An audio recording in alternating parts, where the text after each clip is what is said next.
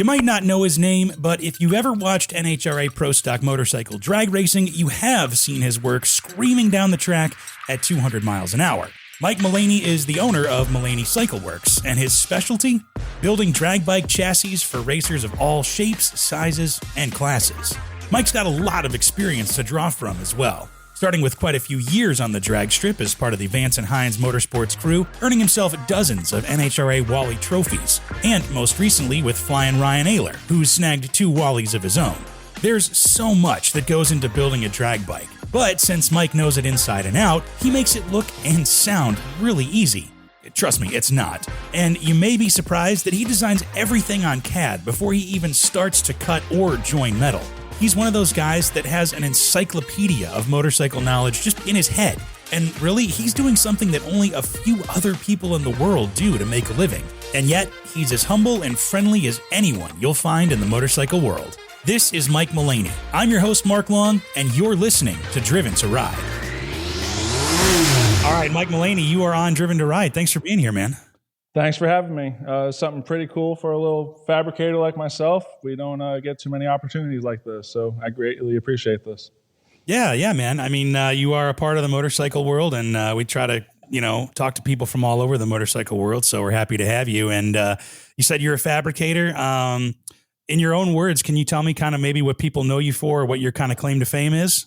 Well, right now, people probably know me about building some pretty cool motorcycle drag bike chassis.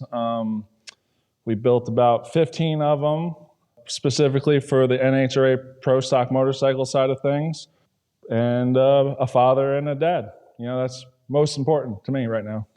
Yeah, for sure, man. So, you're fabricating, which basically means you're building these motorcycle chassis from scratch, right? Oh, yeah. Yep, we started off in a CAD program like Fusion 360. Before I cut metal, I'll design the entire chassis in CAD. And just one, I don't want to waste material. And 2, I know where everything has to go. It can only go together to my rendering, Yeah. Well, we'll get into that more a little bit and into the fabrication side of things. But first, I want to ask you, how'd you get into motorcycling in the first place? Well, I had 2 really cool older cousins. I'm Nice. Originally from the East Coast. Okay. I'm currently 35. So when I was 10, 11, 12, my cooler older cousins, Neil and Eddie, they were part of all the motorcycle clubs in New York City. And I just thought it was the coolest thing since sliced bread. They're ripping wheelies everywhere. To me, there's nothing cooler than doing a 12 o'clock wheelie at 2 miles an hour, just cruising there, and that really set an impression in me early. So I knew once I saw that, and they allowed me to ride their bikes at a way too early of an age on a street bike, I was hooked. Yeah. So as soon as you threw a leg over, you were hooked from the start?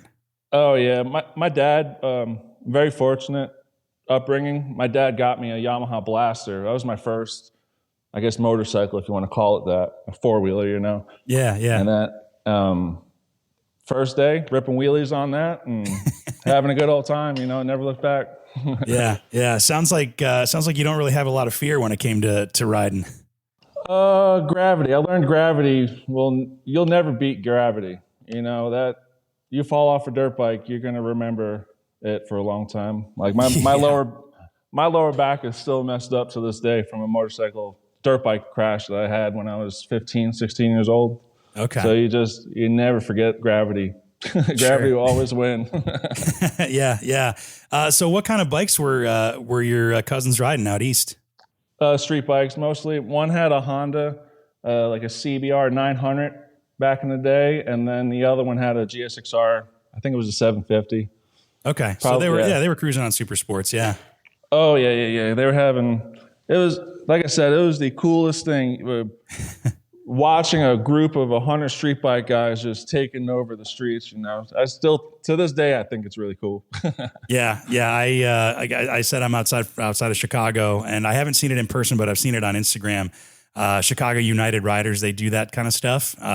There's like a couple hundred bikes that just take over like downtown Chicago, or they're on the expressways around here. It's a sight to see for sure.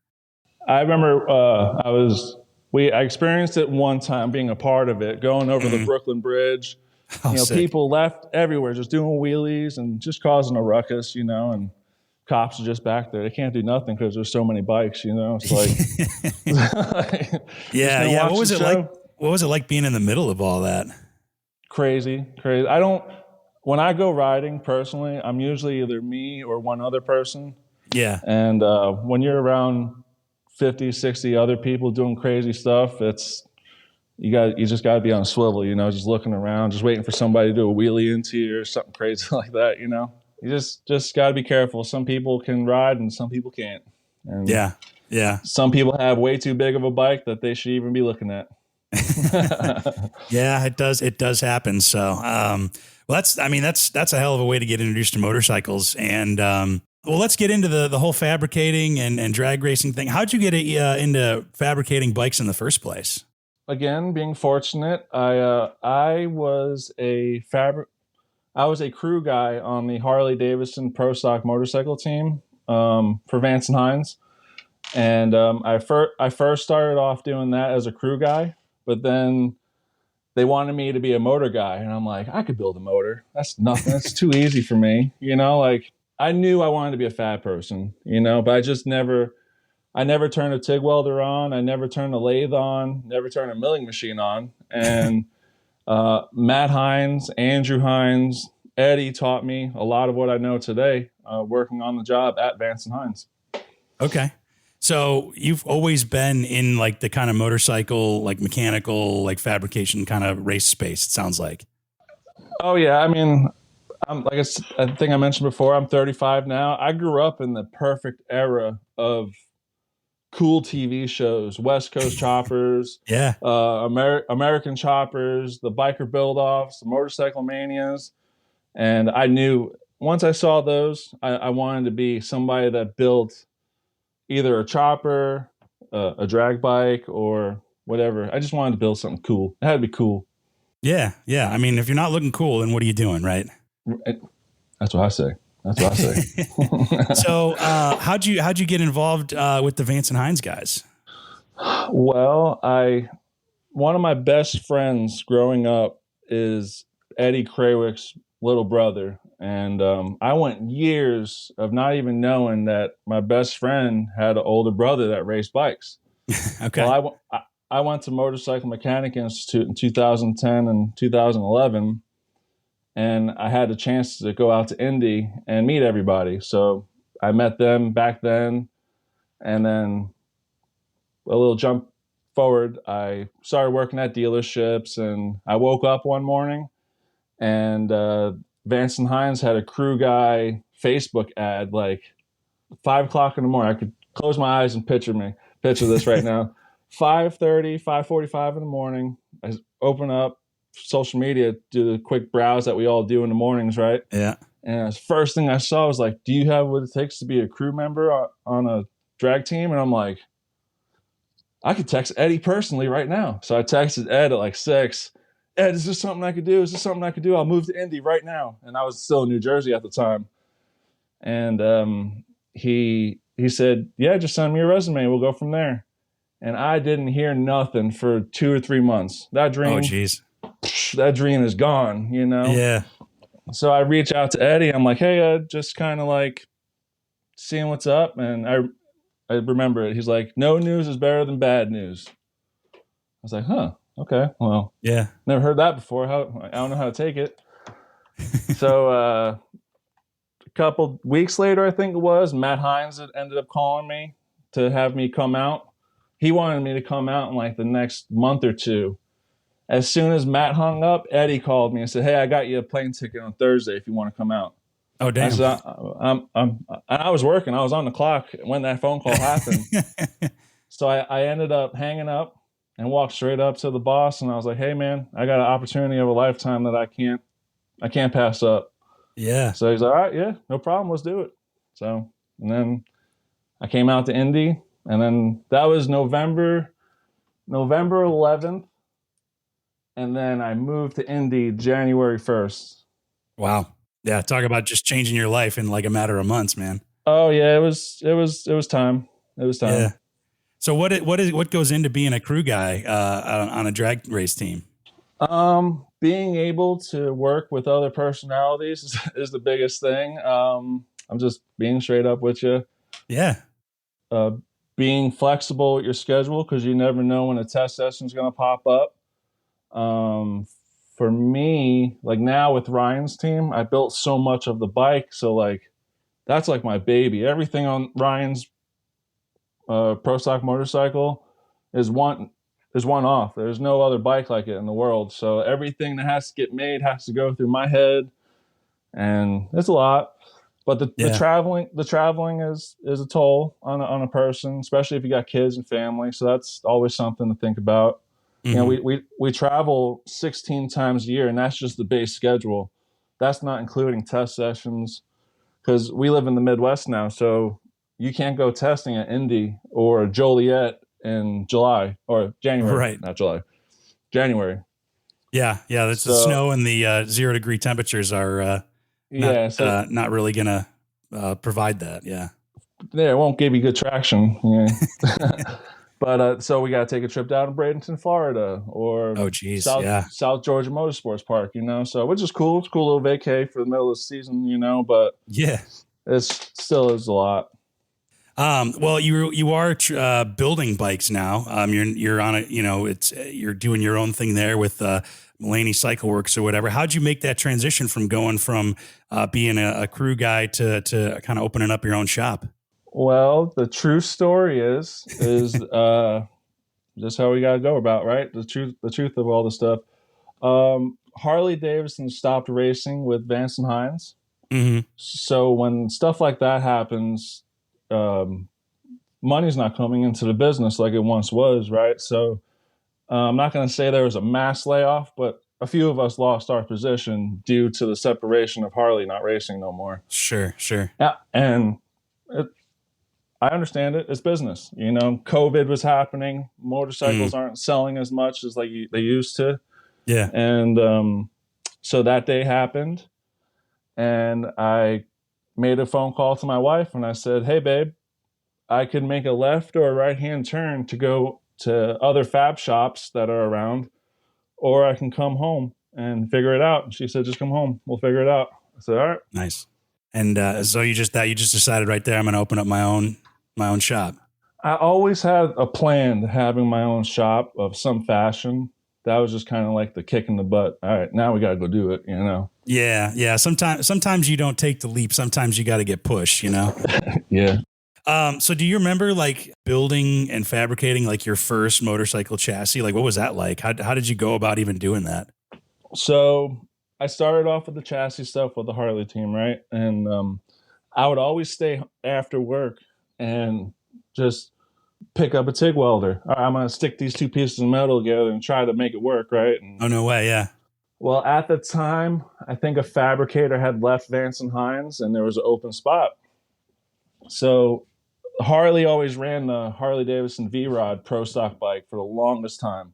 Mm-hmm. And then Harley came out the Street Rod motorcycle, the 750, Street 750 and the Street 500. Mm-hmm. Well, Harley wanted to have a new bike represent everything. So the boys pulled me into the office and said, "Hey, we know you're trying to weld. We have a pretty serious project coming up, and we want to know if you want to be involved." I'm like, "Yeah, what's up?" She's like, "We have to build 3 new bikes."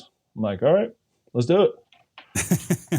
Just kind of jumped right into it, and really it worked out. Those 3 chassis actually didn't perform the best. We actually ended up going back to the old V-Rod chassis, but it was a whole new radical design from what the Vance and Hines boys were used to.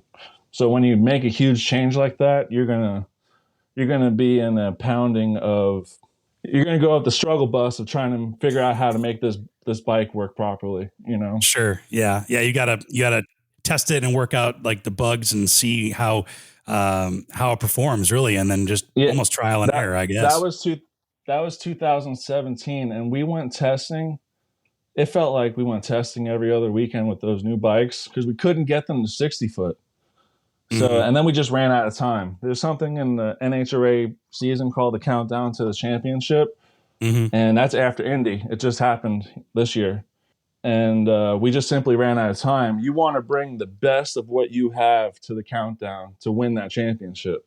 Mm-hmm. And we knew at that time with those chassis, they just simply weren't going to do the job. Yeah, I mean, because that's something to consider too. Is you got to bring the best that you can offer, like you said, but you are on like a time crunch. You don't have all the time in the world to design and perfect and trial or probably Well, money either. I mean, well, for me now personally, it's a huge financial struggle just trying to figure out how to bring that liquid cash into the business and keep things flowing and rolling.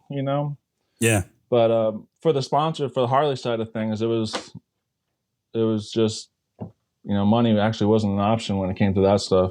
It seemed like it's kind of cool. It's not a bad problem to have. Yeah, exactly. So, so now you're working with Ryan Oehler, Flyin Ryan Oehler, who's a super cool dude. Got to meet him up at Joliet when you and I met. And how'd you get involved working with Flyin Ryan?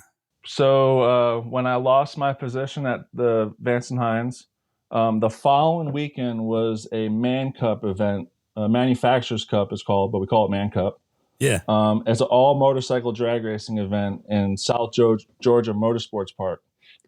And I said, well, I'm going to load a chassis up in the back of my pickup with a table and a banner and see what's up. And they nice. Man Cup invited all the Pro Stock motorcycles to come test, essentially, and race. Mm-hmm. So Ryan ended up going, and I was like, hey, man, let's collaborate. And he's like, all right, and just kind of hit it off ever since. Me and Ryan's always been buds.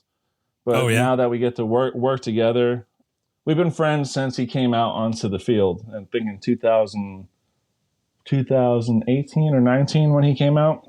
Okay. So, yep. He's been a huge help and a huge support of my life, my business life, my personal life, and just being a really good friend. Nice. Yeah, he seems like a pretty straight up dude. So it's not a huge like group of people like in the pro stock motorcycle world. Nope. It seems like. So you guys, I'm guessing you guys probably all know each other. I mean, does everybody kind of get along, or there's some rivalries maybe, or there's for sure rivalries. You have that just because you have these teams that put their heart and soul into this. So when you get your ass whooped by another team, your brain's automatically like, what are these guys doing? They're cheating. Go bring them to the tech. They're cheating. They're doing something. But right. From me being on the inside, there may be a few teams out there tinkering with the rules, but I know from like my experience, some of the big teams, they're not going to hurt their reputation over trying to go faster. They'll just go try to find more horsepower legally. Sure. Yeah. So it sounds like most people are friendly. We have a rule book. Yeah, we have a rule book that we all follow. You have to follow it, but there's always gray sentences, as I like to call it. You know what I mean? Like, little fine lines here and there. Well, that's what gives you the edge. Yeah.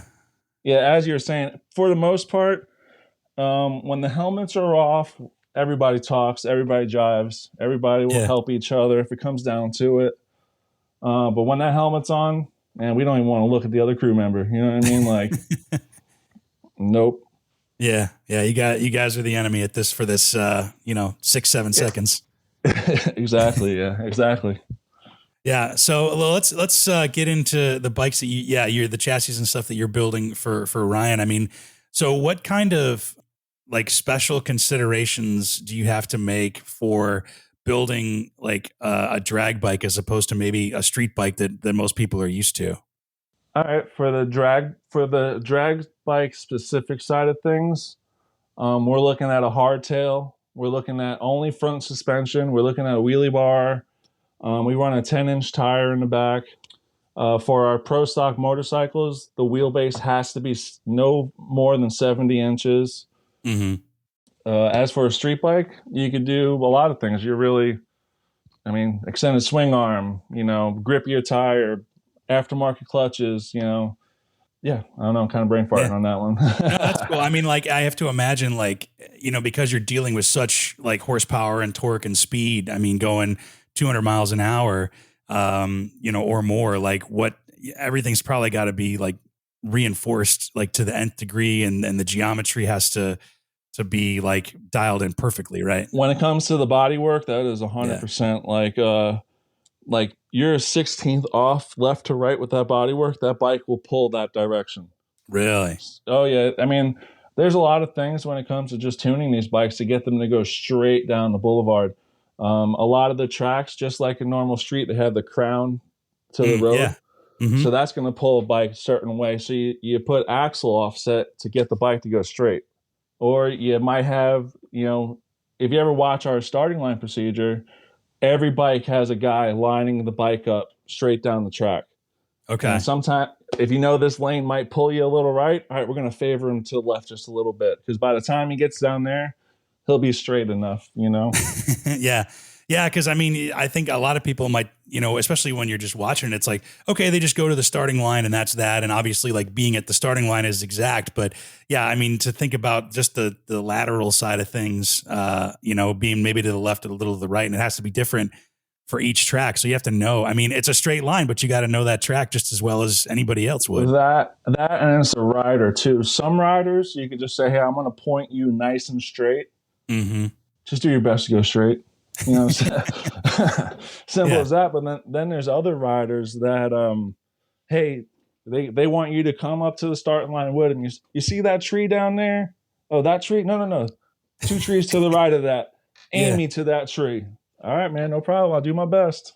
Wild. Yeah. So it's almost like the strategies are just as different as the personalities of the riders. Oh, and then you asked about rivalries before, or you mentioned rivalries before, and right now the big one is Gage Herrera and Matt Smith. Yeah. 2 fastest bikes, 2 of the fastest pro stock motorcycles in the world. And Gage is cooler than cool. Not much can rattle him. And then everybody's just simply trying to go up there. They'll give a little blurb to the throttle just to kind of like, what's this guy doing over there? Sure. Gage Herrera is just locked in. He don't care what's that. That bike could be on fire. When his light turns green, he is going, Yeah. Yeah, that's pretty cool. Flyin Ryan, there's not much that can really shake him on a tree that I've seen. Mm-hmm. A lot of it just comes down to, I want the rider as comfortable as possible on that motorcycle. Some guys, they try too hard getting into position. They're moving around a lot. Any little movement of that initial launch, which is what we call the 60 foot, will upset that motorcycle. Sure. Yeah. So like Gage Herrera will bang out a 102, 103, 60 foot, which is unbelievable. You're like defying physics, as I like to think about it. But most of the class sits in the 105, 106, 107 range, and that's pretty good. We've been there. Ryan's personal bike, we've been there, but it's just pretty inconsistent. You don't know what you're going to get track prep wise. Sorry. Okay. Yeah. Every track's a little different. Yeah. I believe it. So you got to know those tracks. Speaking of Ryan's bike, though, I mean, so you're building bikes for him. One of those bikes broke a record, right? It hit a big landmark for us personally. We hit 200 miles an hour, and that was my first personal Mullaney Cycle Works chassis that's been over 200 miles an hour. And he reset his personal ET record that weekend too. I think he went a 678 at 200 miles an hour. So that was like that day. You were there, I think. Yeah. That day, I was so focused on the ET, I didn't even realize the mile an hour. So I jumped up because I was excited about the ET. I turned around, and Andrew Hines like, you went 200. And I'm like, ah! Yeah. That's deal. I mean, what's that like what's that feel like to know that like something that you made, you said it like this is your baby, right? Like know that somebody took it 200 miles an hour. I'm slow. Yeah, I get goosebumps right now just thinking about it. Like it is a cool feeling. I've been very, very fortunate with the Harley team to like win a lot of Wallys with the team. Sure. As a crew guy, I've won 50 Wallys with the Harley team. Nice. Congrats. Thank you. And then we won 1 with Ryan, me on the team. And that one just like topped all 50 of the Harley ones because there's like, privateer team. Ryan's dad does all the motor work. Okay. and you know, crew guys jiving together the way they should be, and it all just worked out that weekend. It's like, Yeah. you're leaving the starting line just bawling like a baby, you know, like, I did it, I did it. Yeah. Well, it's one thing when you, like you said, when money is no object, and when you have, you know, maybe sometimes the best of the best or corporate or whatever behind you, but it's a whole nother thing when you're doing it on your own, on maybe your own dime, like your reputation. There's nobody to hide behind, right? It's all you, man. Oh yeah, I mean, when Ryan won, it was on one of his older bikes, not the Mullaney Cycle Works chassis, but still, I collaborated with him at the time on the tune-up. So like, Yeah. put our heads together. We did a motor swap that day in Vegas. Oh, yeah. Oh man, you do a motor swap in between rounds. You don't want to do a motor swap in between rounds. Like, Yeah. I mean, that's one thing that I was so surprised at. You know, walking, like the cool part about NHRA drag racing is that, I mean, you can just go into the pits. We can watch you guys working and doing stuff or whatever, right?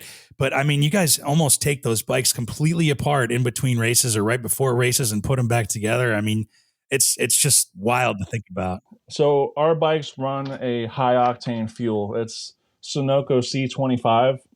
Okay. I think it's like 116 octane. It's up there, right?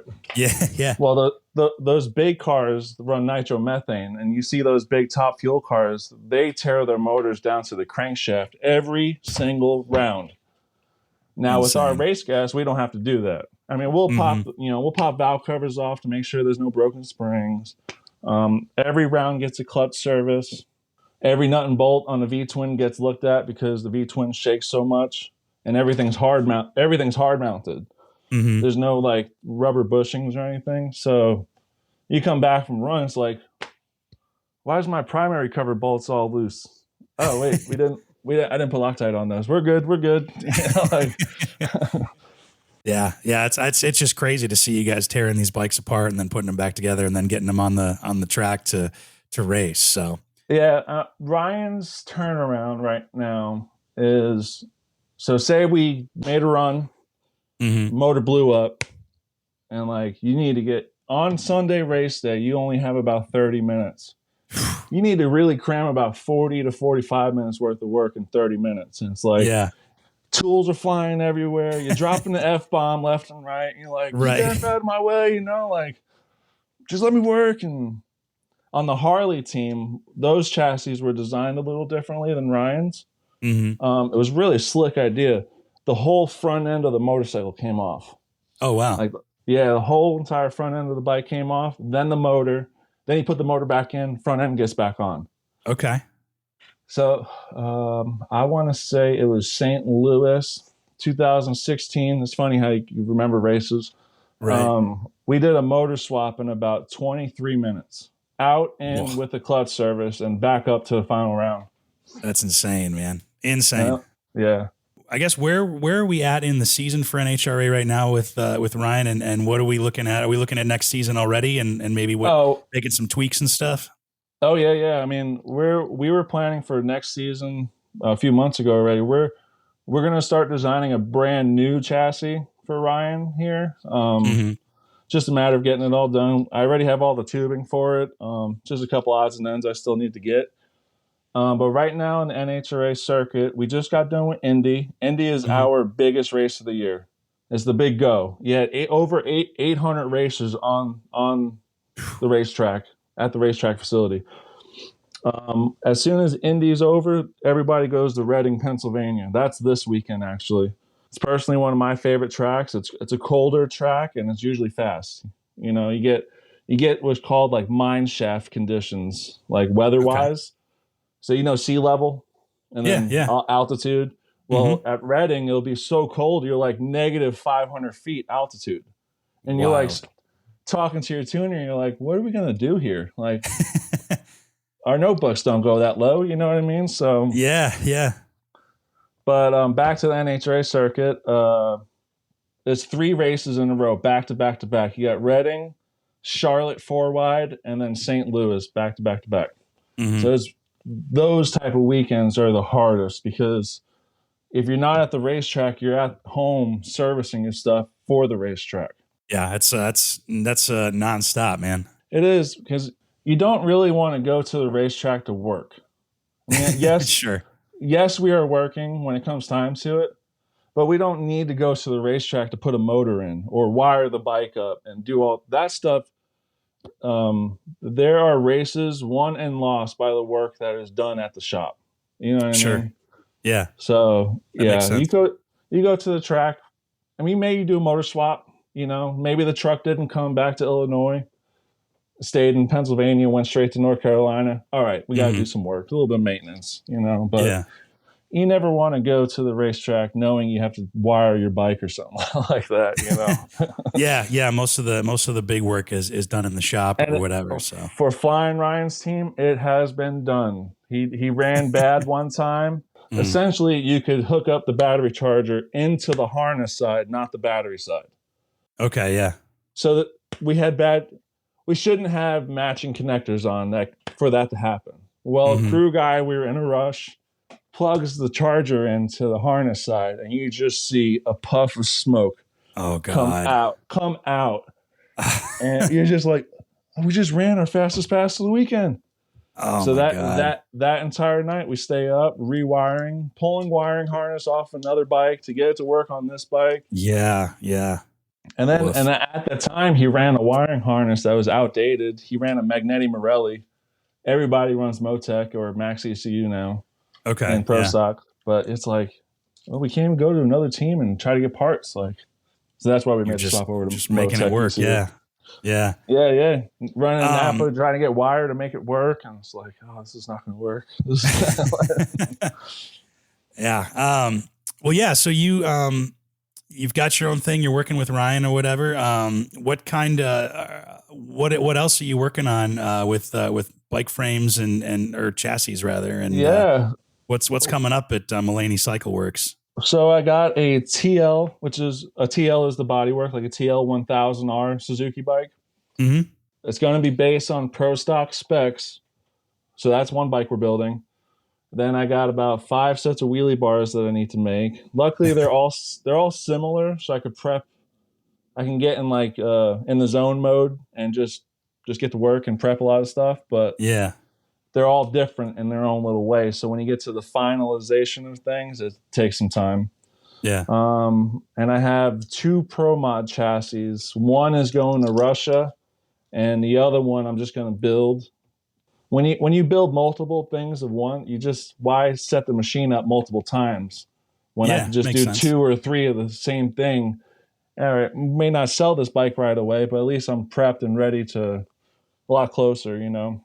Yeah, that's smart. And that's pretty cool, though, being able to say you're international now, man. Yeah. Well, not yet, but once we get the bike in Russia, then I could say that. I really want to go to Australia. There's a huge pro stock motorcycle scene in Australia. Okay. And I've been talking to Luke Crowley and my buddy Blaze, and man, they're, come on, mate, you gotta come on down. I'm like, oh, I want to, man. Yeah, I've heard it's a good time. So yeah, there's pro stock motorcycles all over the world. You have America. We're the fastest. You have Sweden, bikes from Finland, bikes from Germany. No way. And pro stock level, I'm not just talking like a couple sportsman guys or just putting a bike together. You know what I mean? Like, yeah. There's 6-second bikes, but not a lot of those bikes have been like 660s like our American bikes have. Mm-hmm. Yeah, I didn't know that there was pro stock all over the world though. So that's super cool and a lot of opportunities. I think there's 12 Australian bikes. Okay, all that's pro stock. Sick. Yeah, it's pretty cool. Yeah, man. Have you had a chance to like build something for yourself or build your fabricate your own bike maybe, or is that kind of in the plan still? It's always in the plan. You know, it's tough to free up time for yourself. One Sunday morning, I woke up and I'm like, I got this idea in my head. So I started bending tubes. Mm-hmm. So there's classes, right? Pro stock bike. Sure. Then you have sportsman stuff, but then you have all Harley organizations. Okay. And Flyin Ryan's got a couple pro stock engines, literally just collecting dust. And I'm like, dude, let me get one of those. Let me just use it, rent it from you, whatever the case may be. Borrow it, yeah. I want to build a pro bagger. So a suspension bagger bike with a pro stock engine in it. Okay. So that's pretty wild, yeah. For what I want to do to it, 750s, 740s and a quarter mile is going to be fast enough for me. I'm 250 pounds. I don't need to be going that fast, Right. Yeah. Can you tell me a little bit about like the process? We talked about it a little bit at the beginning, but like, how do how do you get something from an idea into your head to like something you can race? So like I use that CAD program, the Fusion 360. That's the biggest part of my shop. Like if it wasn't for that program, I wouldn't be doing what I'm doing really. And then really, I built a fixture table, which I have in CAD. So it's got 247 holes, every 2 inches, it's got a hole, fixture and plates and stuff like that. Yeah. Then I make my jigs. I start off with the center, and I do my back half of the bike because normally all my back halves are the same, Suzuki or V-twin. And then it's just the front half for the motor that gets fitted, right? So it's the cost when it comes to these bikes too. For the chassis side, it's really not that bad. It's all the freaking parts, man. Like a bodywork, a brand new Gen 3 Hayabusa bodywork is $22,000 just for the carbon fiber by itself. Jeez. And that's not the $5,000 to $6,000 it takes for me to install it. Really? For the fittings and it comes pretty fit. Andrew Hines was the designer, from what I understand, for the Gen 3 Hayabusa body. If he wasn't exactly the designer, he had a huge part in designing it. So it fits together one way. But some of these other body works, like Ryan's EBR Buell bodywork, there's no mating. You kind of have to like, all right, this kind of looks good. This kind of looks good, Yeah. So it takes 40, 50 hours to mount these things, especially when it comes to airbox, because our airbox is pretty critical. Yeah, for sure. On a bike, because on a Pro Stock bike, you're going 200 miles an hour. At the 8th mile, you're going 160 miles an hour. So that last 660 feet of the track, you're getting positive PSI in that airbox. Yeah. So you're getting boost, essentially. Yeah. I'm not talking 20 pounds. We're talking a PSI. But a PSI to a motor like that is pretty helpful. Yeah, I was going to say it makes a difference. It's not, it's not nothing to sneeze at. So. Oh yeah, I keep joking to Ryan, like, you should get sponsored by a duct tape company, because we use so much duct tape to fill the gaps that we couldn't fit the carbon perfectly to. Oh sure, yeah. So it's just, you just use that duct tape. We call it racer's tape. Just pull it off, put a new one on for next round. whatever you need to do to make it work, man. Oh yeah, for sure. Well, if somebody wanted to like kind of get into doing what you do, or learn to fabricate motorcycles, or get into like a crew on an NHRA race crew, like what advice would you have to get started in that line of work? Try to find some solid mentors that are doing it already, obviously, right? As for the NHRA thing, we have races all throughout the country. Go to a race with a stack of, I've seen it a bunch of times. Why is this kid walking around with a folder? Okay. Well, he's got a folder stacked of resumes. He's just walking around every trailer handing stuff out because he wants to get into it that bad, Yeah. NHRA has a thing called Launch now, NHRA Launch, and it has to do. I'm already in, so I'd never really had to look into it, right? Right. But from what I understand, you could sign up for this, and it gives you a network of like, oh, hey, Antron Brown Motorsports is hiring for this position, hospitality position. A lot of where you get started is hospitality, seeing if you can handle with traveling. And then next thing you know, hey, crew guy's out this weekend, you want to hop in? On the bike side of things, it's a little differently because it's so much smaller. Yeah. But as for the top fuel thing, like top fuel cars and top funny cars and dragsters, there's so many people on the team. They're always looking for help. Okay. So nice. But as for fabricating stuff, I would just say try to get a nice welder. A nicer welder. Get some metal and just start welding it together. Yeah. Just practice and maybe learn some CAD or something, or Fusion 360. Ooh, there we go. CAD would be huge right now because it's not just motorcycle. You can do anything. 3D printing. I run my CNC machine off my CAD program. So it's like, Oh, wow. yeah. So CAD, if I had to re-answer with that whole question again, I would just say learn CAD. Learn CAD, because you have so many things you can do with it, like motorsports, transportation businesses, and if you're having a good imagination, you can understand how to make it all work. You could literally create anything. Yeah.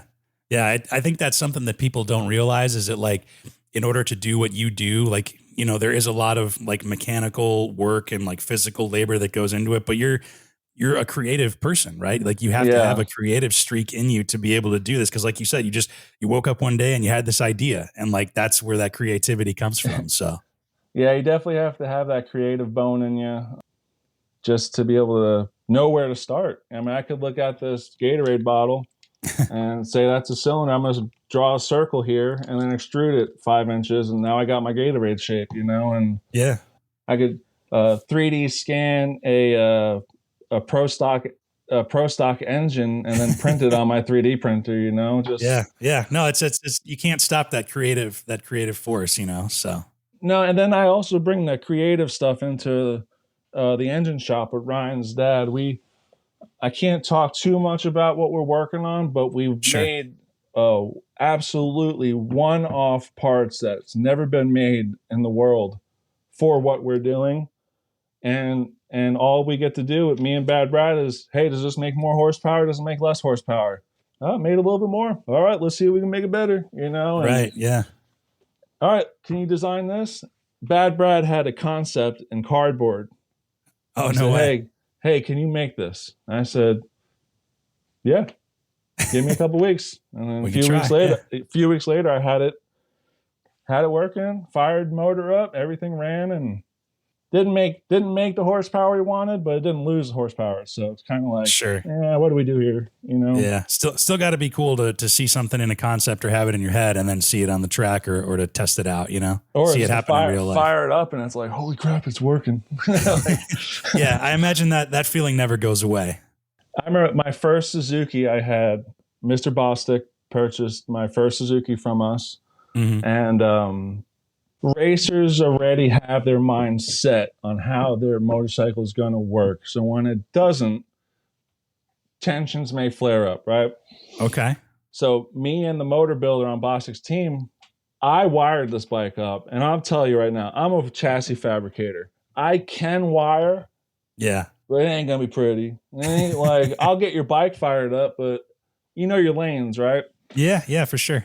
So this is the first fire up. We're at the racetrack. We have never fired this bike up, even in my garage. I'm sweating. I don't even know if this thing's going to turn on. Flick the switch. All right, it's connected to the computer. That's a good sign. And fired up, and boom, fired up instantly. I'm like, yes. I looked at the motor builder, and there you go. First pass out, it went 2 feet. And I'm like, oh, all right. I'm okay. I've been a part of this, so I know what I'm going for. Sure. Chris is an amazing person, but he had all these hopes, you know? Yeah, sure. And I'm not going to say he got upset with me, but he just wanted to go out and blister the national record. Sure, yeah. Like, dude, that can't happen. We got to get realistic here. Let's make it to the end of the track, you know? And we had a carburetor fall off the second pass, but we made it all the way to the end of the track. And I'm like, hey, there you go. We're all the way at the top end. And he's like, well, it didn't really sound that great. And I'm like, yeah, I think you had a carburetor fall off. And that started a whole debacle. And I'm like, all right, no problem. So every racer, and I love all of them. I love them all. Every single racer, we all got our personalities. You know, it's just like, you know, if somebody's in a bad mood, you don't really just want to talk to them. Yeah, well, like you said, I mean, you're putting kind of all your chips on the table with that, and the racers are too. So and then the guys are paying for it too. So they're dishing out money. You're renting the track, so that's a couple $1,000 right there. Your motorcycle in total is $130,000 sitting there full of parts. You know. Yeah. So a lot of time, I get it. I could let something go in one ear, out the other. I know what's going on. I'm okay. But I just want to make everybody go fast and have a good old time. Because at the end of the day, we're racing motorcycles, and pro stock wise, there's 40 to 50 people in the entire world that do it. Yeah. I think that's a cool stat. That's super cool, man. And it's cool. I say that to Brad all the time. Brad, you know, we're like the only 2 people in the world doing exactly what we're doing at this current moment in time. He's like, yeah, that does sound pretty cool, don't it? I'm like, yeah. Pretty cool, man. Well, I think that's a good note to end on, Mike. So thank you so much for being here. Where can people check out what you're doing? Where can they find out more about Mullaney Cycle Works? Maybe if they got a couple extra dollars, they want to work with you. Where can they find you? My main thing is Instagram. I use it as a portfolio, essentially. Yeah, for sure. Mullaney Cycle Works on Instagram. It's Mullaney Cycle Works on Facebook too. If somebody wanted to come to me and build a bike, I would love to build a bike for a company that wants to advertise at a national TV level. Like, you got a new brand that's growing up. Well, let's get it on Fox. Let's get your name on TV, you know? So, yeah. And I'm always trying to help the sportsman guys too. I mean, there's only 16 pro stock motorcycle racers out here compared to hundreds of sportsman guys, you know? So, but the best place to find me is social media, Instagram, and I'm always at the track. At least I try to be. Yeah, well, thank you. Thanks again for the time, and we'll talk again. Cool, man. Thank you. Thanks for listening to Driven to Ride. Interact with us and check out full unedited conversations, photos, interviews, video interviews, plus other goodies on YouTube or Instagram at Driven to Ride Podcast. Or you can check us out at driventoridepodcast.com. And make sure you leave us a rating and review from wherever you get your podcasts, too. If you have an idea for an episode or a guest, or you want to invite us out on an adventure, email us, hello@driventoridepodcast.com. Driven to Ride is wholly owned by Flint Rock LLC, made possible with help from Matthew Miles, and written, hosted, and produced by me, Mark Long. We'll see you out there.